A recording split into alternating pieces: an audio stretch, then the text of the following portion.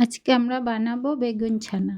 বেগুন ছানা বানানোর জন্য দুটো বেগুন আর একটা টমেটো আমি আগুনে পুড়িয়ে নেব। বেগুন পোড়ানো হয়ে গেলে আমি বেগুনের ছাল ছাড়িয়ে পরিষ্কার করে নেব। এখানে বেগুন ছানা বানানোর জন্য আমি কাঁচা লঙ্কা কুচি, পেঁয়াজ কুচি, ধনেপাতা কুচি আর একটা ডিম নিয়েছি। তোমরা চাইলে দুটোও নিতে পারো। কড়াইতে তেল দিয়ে তেল গরম হয়ে গেলে পেঁয়াজ কুচি, লঙ্কা কুচি দিয়ে একটু ভেজে নেব। টমেটোটা হাতে সামান্য ম্যাশ করে কড়াইয়ে দিয়ে দেব। কড়াইয়ে দিয়ে নুন দিয়ে একটু ভেজে ডিমটাও দিয়ে দেব।